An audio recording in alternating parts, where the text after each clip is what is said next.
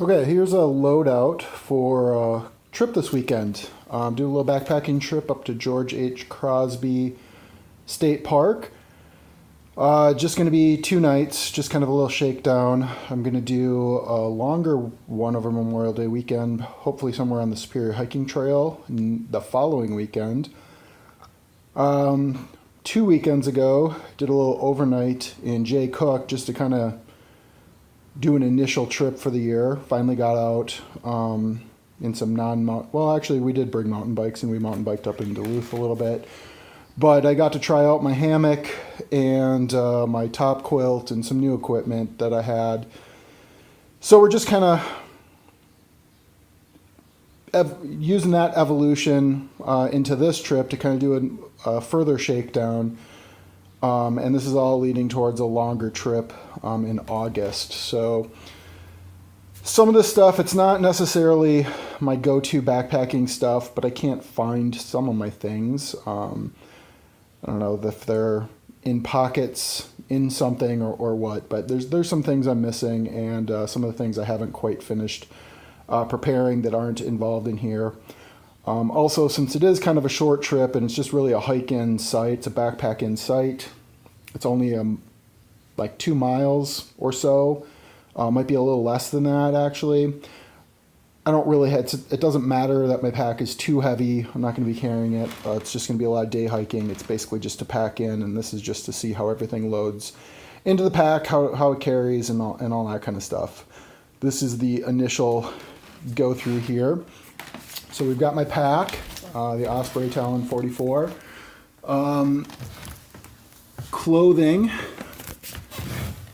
We've got a Smart Wool base layer here.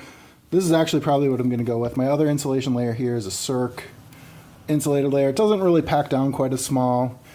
This was what I was going to go with until I remembered that I had this. So I think I'm actually going to take this out. I do like sleeping in that, but and it's really comfortable. So I'm going to just kind of take this out for now, but I might throw that back in there at the end if there isn't too much if there isn't too much stuff here, because I do like sleeping in that. It's a lot more comfortable than the Smart Wool is. These are the shoes I'm going to use. These are just the Salomon XA Pro. These breathe a little bit more than the last pair I had of the GTXs, and obviously they're not Gore-Tex or anything, so they should allow my foot to breathe. They should dry out when they get wet a little bit. And these are all set to go. I'm going to be wearing this. Most likely going to be wearing these pants. They're a North Face camp pant. They've got the zip-off legs, which I don't necessarily like. I don't use that feature to it, but they're an older pair of pants. They're lightweight. They dry quickly. I have those treated with permethrin, and they're kind of a bug pant. Same thing, this is a North Face shirt. It's kind of my canoeing shirt, really, but it works really well for backpacking. Again, extremely light, dries quickly. Again, and it's ventilated, and I did cover this with some permethrin, so I'm going to have to wear a t-shirt that I don't have in here yet. I haven't decided what shirt that's going to be, whether it's a Smart Wool or a synthetic shirt, but that's going to go. I'll be wearing those most of the time. Another thing I'll be wearing, Darn Tough hiking socks. Got a pair of those. Ex Officio underwear. We'll be wearing those. That is an Eddie Bauer down jacket with a hood. 850 fill, I think, on it. I don't remember the exact model number, but packs down pretty small. It's really light. It's down, obviously, so it's not too heavy. Won't be too much. It's really warm. It's not going to be nearly cold enough for me to use that, but so I'm not worried about being cold if I have that to go with me. That also actually would be a good option for sleeping, because I'm not in love with the sleeping system I have right now. Also be wearing just my typical Patagonia hat there, just this typical trucker's hat. I like those because of the mesh. They do allow your head to get a little bit cooler, keep the bugs off your head. Apparently I've heard there's no bugs yet, so that will be fun.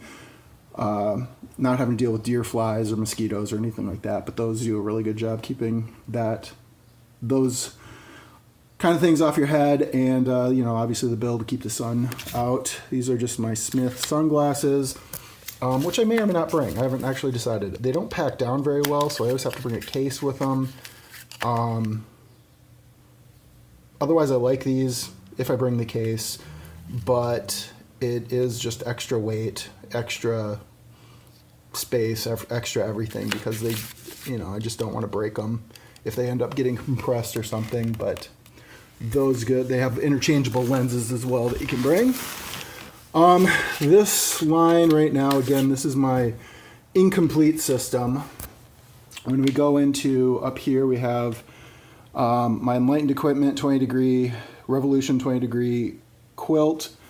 That's going to be my underquilt. I have an underquilt on order, but it will not be here for quite some time. So in the meantime, when I went up in Jay Cook, we slept overnight there, got down to like the mid 20s, high 20s, and with just a sleeping pad in my slid underneath my war bonnet XLC hammock, I still ended up really cold.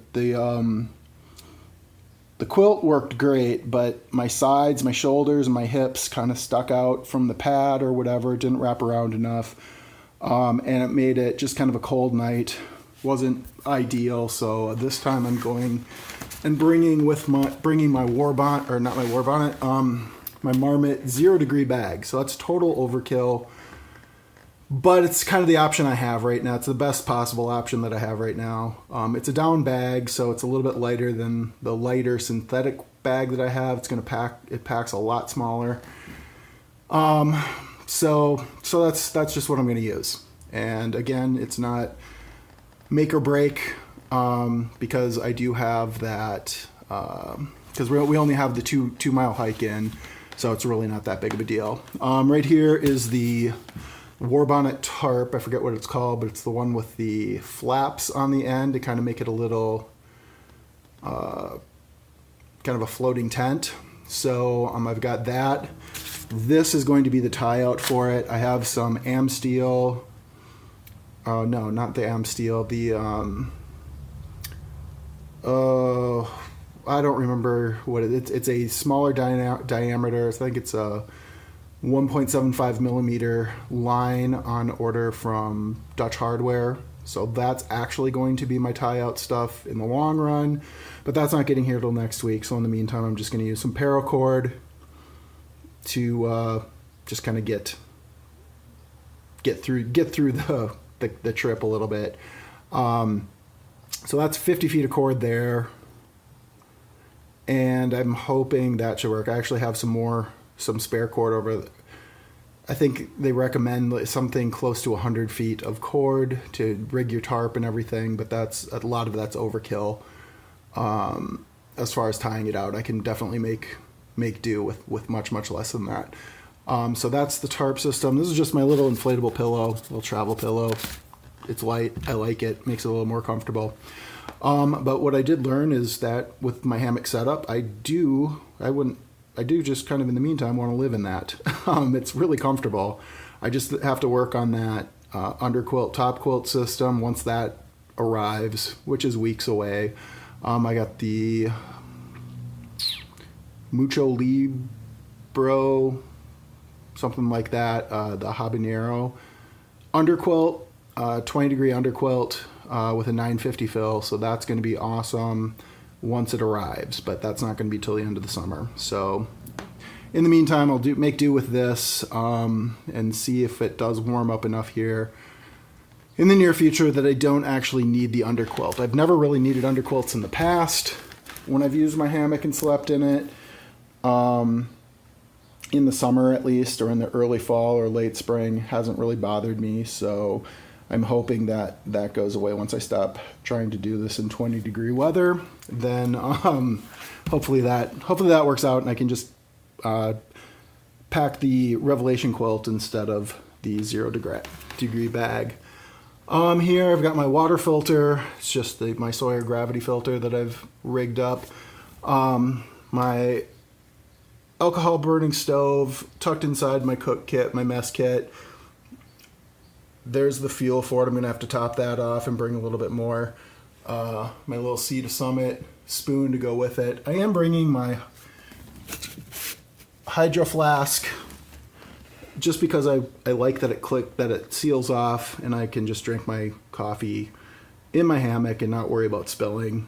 So I'm bringing that again because I probably wouldn't bring it on a long trip, but I do like having it. It's a good little insulated cup. It's good for keeping your hot stuff hot when it gets a little cooler, when you want a hot drink at night. Maybe it's some tea or some hot chocolate or something like that. It'll be a nice little something to have. Let's see. I've got part of my food, some lunches, which are just summer sausage, pita bread, cheese, and a half of a salted nut roll. The summer sausage is from Nick's Meats in Hayward, Minnesota, and it's just the best summer sausage out there. I like it a lot. It's not greasy. It's got a dry texture to it, but excellent summer sausage. Highly recommended if you get it. It's just a sharp cheddar cheese to go with it. They're a little heavier, but they're really good lunches. I've used these on canoe trips, on backpacking trips, and although I did maybe regret carrying them on the backpacking trip, I never regretted them while we were eating them. So it was just a matter of getting to that lunch so you could take some weight out of your pack. But for this trip, again, short trip, I don't care about the weight. They're really good. Each one of those things, I think we figured out at one point, somewhere in the 400 calorie range, maybe a little more than that. I think we figured that out a few years ago. I don't remember what it was, but three thick slices of summer sausage, couple thick slices off of the cheese wedge, and it's like a half a pita, and the nut roll works really well for lunches. Good energy. For the breakfast, I have the oatmeal here that I just kind of threw together, about 3/4 of a cup of oatmeal with some Nido. I think I threw a little chia in there. I like how that kind of thickens everything up a little bit. Gives you a little more volume with very, very minimal weight. Threw some powdered peanut butter, I think, in there as well. There's some craisins, and maybe usually you just kind of throw in what you like. I'll throw walnuts in there sometime. We didn't have any of those, but those were pretty good. I haven't decided what bag I'm using for this, but just my little mini kit here: toothbrush, glasses, and contact lens stuff, extra pair of contact lenses. Bug net, again, not a lot of bugs up there from what the reports say, so I don't know if I'll need it, but it's kind of consequence free as far as weight goes, so we'll bring that just in case. Little first aid kit, it's got my fire starter in it as well, my fire steel. Dry bag, this will most likely be our food bag that will hang from the other paracord here that I brought. We've got the headlamp. I've got my Soto lighter here. It turns just your standard lighter into kind of a windproof torch there. Like that a lot. It's a little heavier with this contraption, but again, I really enjoy that feature of it. I couldn't find I have a little fold-up Gerber knife that works awesome for backpacking, and it's about this big compared to what I'm bringing. Couldn't find it, so I'm bringing my Mora knife here, and this Laplander saw here, just because I want a saw in case we need to we're doing that backpack in. So we'll have to forage for any wood we get. So it might just make it a little easier. It might be worth the wait to carry that. Handkerchief, a little tripod here. I'm gonna bring, maybe get some video. We'll see. My chargers, my portable chargers are not charged up fully, so I may or may not bring it. That'll affect if I probably do any video or anything like that. And then the 20 liter Sea to Summit. Yeah, I forgot to say, this is a 15 liter, 10 liter. It's a 10 liter dry bag here. This is a lot thicker material. This is a lot lighter material. I like these a little bit more, but I've used this quite a bit. Canoeing, backpacking, everything. And then we'll probably have to waterproof the inside of the bag with maybe a contractor bag or something like that, just to make sure. Even though the weather report says it's everything's looking good, we'll bring some stuff just in case, like a little portable poncho or something like that. I'm not too worried about rain on this trip, but again, you never know. So that's my pack, and we'll see how all this stuff works. All goes into the 44 liter there, and all this stuff compresses down quite a bit more. I've got I've got some more sacks, Insta dry bags, mesh bags. I haven't decided what's going to go what. I do need to figure out a bag for my ditty bag. I need to figure out.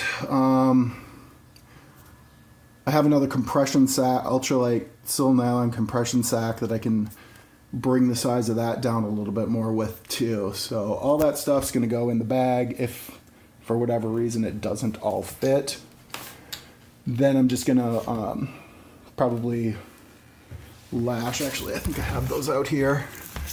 Lash probably this out with just these little straps I picked up at REI. They're just little outside things you can kind of lash into your loops here. Kind of find some different straps here to kind of lash onto things, yeah, I'll just be able to kind of secure it onto the back with those things, with those straps.